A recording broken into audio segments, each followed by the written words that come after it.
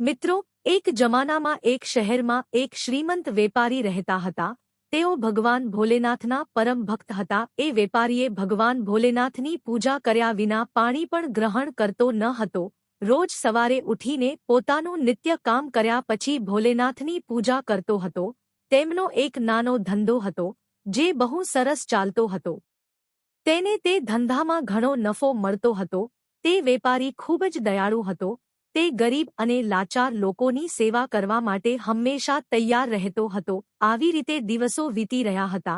પરંતુ આ આદતોને કારણે વેપારીની પત્ની તેના પર ખૂબ ગુસ્સે થતી હતી. પરંતુ ભગવાન ભોલેનાથ પ્રત્યેની તેની ભક્તિ જોઈને વેપારીની પત્ની તેને ખૂબ જ પ્રેમ કરતી હતી. તેથી તેની પત્નીએ ક્યારેય તેનું અપમાન કર્યું નહીં. થોડા સમય પછી એક એવો સમય આવે છે કે તેના વેપારમાં ઘણું બધું નુકસાન થવા લાગે છે. તેથી તેને ભયંકર ગરીબીનો સામનો કરવો પડે છે, જેના કારણે વેપારી ખૂબ જ દુઃખી થવા લાગે છે. કારણ કે હવે તે પોતાના ઘરની જરૂરી સામગ્રી પૂરી પાડી શકતો ન હતો, જેના કારણે તેની પત્ની પણ ખૂબ જ દુઃખી થવા લાગી. તે સમયે તે તેની પડોશમાં મજૂરી કરીને તેની જરૂરિયાતો માટે પૈસા કમાવા લાગી, જેના કારણે તેમનો આખો પરિવાર સારી રીતે ઉછરી રહ્યો હતો. આવા દિવસો પસાર થઈ રહ્યા હતા. પછી સાવનનો મહિનો આવ્યો. તે શહેરમાં એક નદી હતી. હવે એ વેપારી રોજની જેમ સવારે ઉઠીને રોજના નિત્ય કામો કર્યા પછી એ નદીમાં સ્નાન કરવા માટે નદીએ જતો. એ દિવસે પણ વેપારી સવારે ઉઠીને પોતાના બધા જ રોજિંદા કામો કર્યા પછી એ નદી તરફ જતો હતો કે સંજોગવશાત ભગવાન ભોલેનાથ અને માં પાર્વતી ક્યાંક જઈ રહ્યા હતા.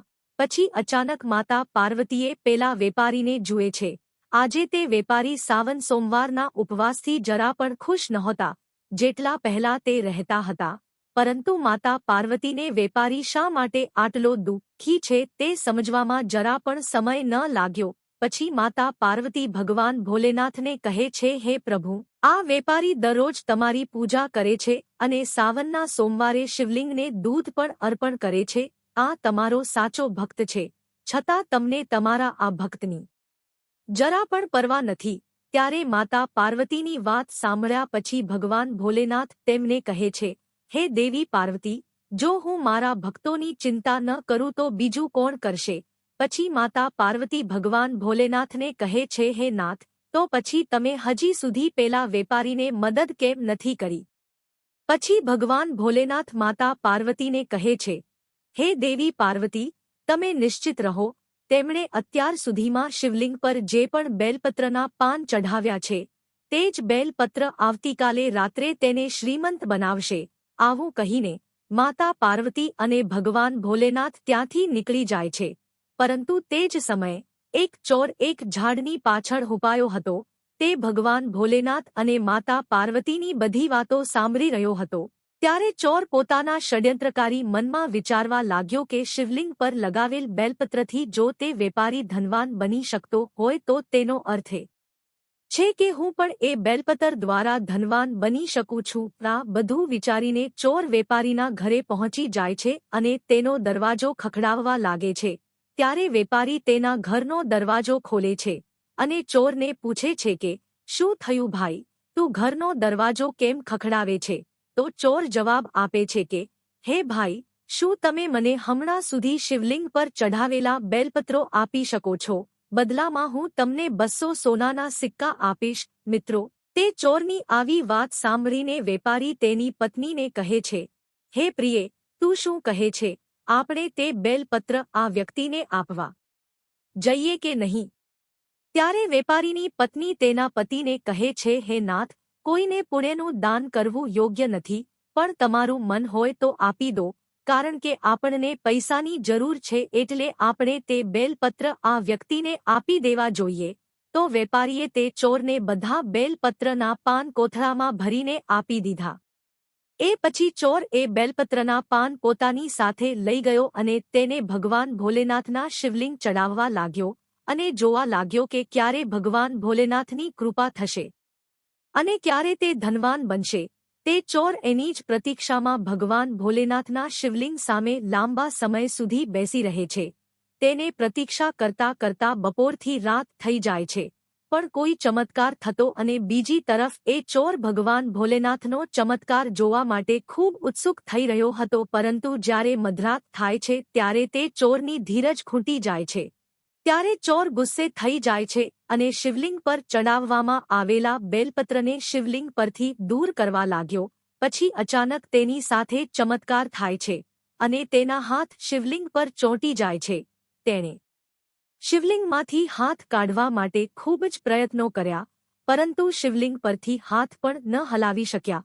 પછી ચોર અકળાઈ ગયો અને ભગવાન ભોલેનાથની માફી માંગવા લાગ્યો। પછી અચાનક ભગવાન ભોલેનાથ સામે આવી જાય છે। જ્યારે ચોરની સામે ભગવાન ભોલેનાથ દેખાય છે ત્યારે તે ચોર ભગવાન ભોલેનાથને નમન કરે છે અને તેમને કહે છે કે જે ભોલેનાથ, આ શું થયું? ચોરની વાત સાંભળીને ભગવાન ભોલેનાથ પેલા ચોરને કહે છે, હે લોભી માણસ, આજે તમે પેલા વેપારી પાસેથી આ બેલપત્ર ખરીદ્યા છે। તમે પહેલા તેને 5000 સોનાના સિક્કા આપશો, પછી જ તમારા હાથ શિવલિંગથી છૂટા પડશે। બીજા દિવસે જ્યારે તે વેપારી મંદિરમાં પૂજા કરવા આવે છે અને જુએ છે કે તે વ્યક્તિના હાથ શિવલિંગને ચોંટી ગયા છે, જેના કારણે તે ખૂબ જોરથી વિલાપ કરી રહ્યો છે। પછી પેલા વેપારીએ તેને પૂછ્યું કે અરે ભાઈ, તારા હાથ શિવલિંગ પર કેવી રીતે ચોંટી ગયા? પછી ચોર પેલા વેપારીને કહે છે કે હું તને બધું જ કહીશ, પણ એ પહેલા તમે ઝડપથી મારા ઘરે જાવો અને મારા દીકરાને કહો કે 5000 સોનાના સિક્કા સાથે તે અહીં આવે। પછી પેલો વેપારી પેલા ચોરના ઘરે જાય છે અને તેના દીકરાને તેની સાથે 5000 સોનાના સિક્કા લઈ જવાનું કહે છે। પછી પેલો વેપારી અને તેનો દીકરો ભગવાન ભોલેનાથના મંદિરમાં પહોંચે છે। પછી ચોર તેના દીકરાને કહે છે કે તે 5000 સોનાના સિક્કા પેલા વેપારીને આપી દે। પછી તેનો પુત્ર તેની આજ્ઞાનું પાલન કરે છે અને તે વેપારીને 5000 સોનાના સિક્કા આપે છે। પછી અચાનક તે ચોરના ચોંટી ગયેલા હાથ ભગવાન ભોલેનાથના શિવલિંગમાંથી મુક્ત થઈ જાય છે અને ચોર તે વેપારીને આખી વાત કહે છે। આ આખું દૃશ્ય જોઈને માતા પાર્વતી ભગવાન ભોલેનાથને પૂછ્યું, હે ભગવાન, આજ સુધી તમે તમારા પેલા વેપારી ભક્તને પૈસા કેમ આપ્યા નથી? માતા પાર્વતીની વાત સાંભળ્યા પછી ભગવાન ભોલેનાથ માતા પાર્વતીને કહે છે, હે દેવી પાર્વતી, મારી પાસે પૈસા ક્યાં છે જે હું તેમને આપીશ, પરંતુ હવે મારો ભક્ત ગરીબ રહ્યો નથી। પુરાવો તમે જાતે જ જોઈ લો। પછી માતા પાર્વતી તે જોઈને ખૂબ જ પ્રસન્ન થાય છે અને ભોલેનાથને કહે છે, હે નાથ, તમારી લીલા અપરંપાર છે। મિત્રો, ભગવાન ભોલેનાથની જે પ્રકારની કૃપા તે વેપારી પર પડી, તેવી જ રીતે તમારા પર પણ પડે, આ જ અમારી મનોકામના છે। મિત્રો, ચાલો હવે અમે તમને સાવન સોમવારના વ્રતની બીજી કથા જણાવીએ। કહેવાય છે કે માત્ર આ કથા સાંભળીને વ્રત રાખનારનું વ્રત પૂર્ણ માનવામાં આવે છે। મિત્રો, એક વખત માતા પાર્વતી ભગવાન ભોલેનાથને પતિ સ્વરૂપમાં પ્રાપ્ત કરવા માટે કઠોર તપસ્યા કરી રહ્યા હતા। માતા પાર્વતીની આકરી તપસ્યા જોઈ તમામ દેવતાઓ ભગવાન ભોલેનાથ પાસે પહોંચ્યા અને તેમને માતા પાર્વતીની મનોકામનાઓ પૂરી કરવા માટે પ્રાર્થના કરવા લાગ્યા। પછી ભગવાન ભોલેનાથે તેમની પરીક્ષા કરવા સપ્તઋષિઓને માતા પાર્વતી પાસે મોકલ્યા। તેઓ માતા પાર્વતી પાસે પહોંચ્યા અને ભગવાન શિવના અનેક દોષો ગણાવવા લાગ્યા અને તેમને કહ્યું કે તમારે ભગવાન ભોલેનાથ સિવાય બીજા કોઈને પરણવું જોઈએ, પણ માતા પાર્વતીને ફક્ત ભગવાન ભોલેનાથ સાથે જ પરણવું હતું। તેમના સિવાય તે બીજા કોઈની સાથે લગ્ન કરવા બિલકુલ તૈયાર નહોતી। લગ્ન પહેલા બધા જ પતિઓ પોતાની પત્નીના સ્વભાવથી પરિચિત થવા માંગે છે। તેથી ભગવાન ભોલેનાથે પોતે જ માતા પાર્વતીને ચકાસવાનું નક્કી કર્યું। પછી અચાનક જ્યાં માતા પાર્વતી તપસ્યા કરી રહ્યા હતા ત્યાં ભગવાન ભોલેનાથ પ્રગટ થાય છે અને માતા પાર્વતીને વરદાન આપીને અંતર્ધ્યાન થઈ જાય। હે માતા પાર્વતી જ્યાં તપ કરતા હતા ત્યાં નજીકમાં એક નદી હતી।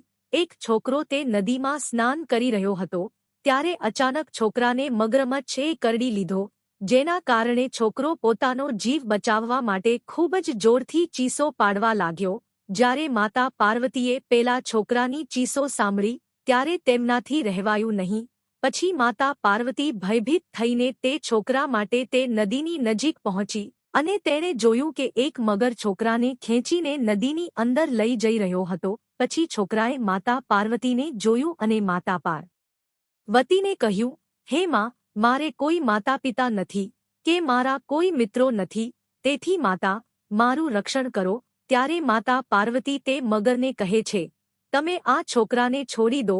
માતા પાર્વતીની વાત સાંભળીને મગરે કહ્યું કે દિવસના ઉત્તરાર્ધમાં મને જે પણ પ્રાણી મળે છે તેને મારો ખોરાક બનાવવાનો મારો નિયમ છે, કારણ કે બ્રહ્માએ મને દિવસના ઉત્તરાર્ધમાં જીવંત પ્રાણીઓને પોતાનો ખોરાક બનાવવા મોકલ્યો છે, અને આજે આ છોકરો મારા ભોજન સમયે આ નદીમાં સ્નાન કરવા આવ્યો છે. કદાચ ભગવાન પણ એવું ઈચ્છતા હશે કે હું આ છોકરાને મારું ભોજન બનાવું. ત્યારે માં પાર્વતીએ પેલા મગરને આજીજી કરવા લાગી કે તું આ છોકરાને છોડી દે, બદલામાં તારે જે જોઈએ તે આપવા હું તૈયાર છું. માતા પાર્વતીની વાત સાંભળીને મગર માં પાર્વતીને કહે છે કે હું આ છોકરાને એક શરત પર છોડી શકું છું, અને મારી શરત એ છે કે તમે તપ કઠોર કરીને ભગવાન ભોલેનાથ પાસેથી જે વરદાન મેળવ્યું છે, જો તમે મને એ તપસ્યાનું ફળ આપશો તો જ હું આ છોકરાને છોડી દઈશ. પછી મગરની વાત સાંભળીને માં પાર્વતી તરત જ તેની શરત સ્વીકારવા સંમત થઈ જાય છે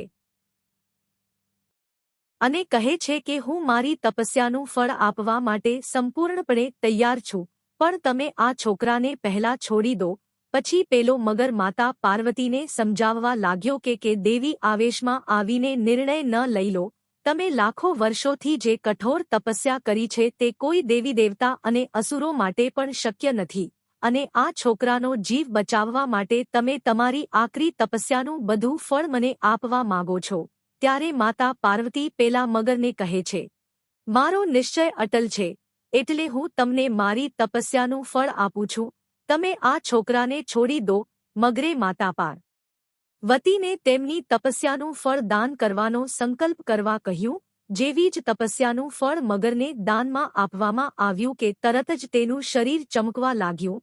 ત્યારે મગર માતા પાર્વતીને કહે છે, હે સ્ત્રી, તમે જુઓ, તમારી તપસ્યાના ફળની અસરને કારણે હું તેજસ્વી બની ગયો છું. તમે આ છોકરા માટે જીવનની બધી પૂંજી બરબાદ કરી નાખી છે, પરંતુ જો તમે ઈચ્છો તો હવે હું તમને ભૂલ સુધારવા માટે વધુ એક તક આપી શકું છું. ત્યારે માતા પાર્વતી તે મગરને કહે છે, હે મગર, હું ફરીથી તપ કરી શકું છું, પરંતુ જો તમે આ છોકરાને આજે તમારો ખોરાક બનાવ્યો હોત તો તેને મનુષ્ય જીવન પાછું મળી શકશે નહીં, કારણ કે માનવ જીવન બહુ કિંમતી છે. થોડા સમય પછી તે છોકરો અને મગર બંને અચાનક ત્યાંથી ગાયબ થઈ ગયા. પછી માતા પાર્વતી મનમાં વિચારવા લાગ્યા કે હવે મેં મારી તપસ્યાનું ફળ દાન કરી દીધું છે, તેથી હવે હું ફરીથી મારી તપસ્યા શરૂ કરીશ. મનમાં આટલું બધું વિચારીને માતા પાર્વતીએ ફરીથી ભગવાન ભોલેનાથનું તપ કરવાનું શરૂ કર્યું. પછી અચાનક ભગવાન ભોલેનાથ માતા પાર્વતી સામે પ્રગટ થાય છે અને માતા પાર્વતીને કહે છે, હે દેવી પાર્વતી, હવે તમે શા માટે તપ કરો છો? ત્યારે ભગવાન ભોલેનાથની વાત સાંભળીને માં પાર્વતી તેમને કહે છે, હે પ્રભુ, હું તમને મારા પતિ તરીકે મેળવવા માટે તપસ્યા કરી રહી હતી, પરંતુ મેં મારી તપસ્યાનું ફળ દાન કર્યું છે, એટલે હું તમને પ્રસન્ન કરવા માટે ફરીથી તપસ્યા કરી રહ્યો છું. તો પછી ભગવાન ભોલેનાથ માતા પાર્વતી સામે સ્મિત કરીને કહે છે, હે દેવી પાર્વતી, મેં જ તે છોકરા અને મગર બંનેનું સ્વરૂપ ધારણ કર્યું હતું. હું તમારી કસોટી કરી રહ્યો હતો કે તમારું મન એક પ્રાણી માટે તેના સુખ અને દુઃખનો અનુભવ કરે છે કે નહીં. આ માટે મેં આ લીલાનું સર્જન કર્યું હતું, કારણ કે અનેક સ્વરૂપમાં દેખાવા વાળો હું એક જ છું.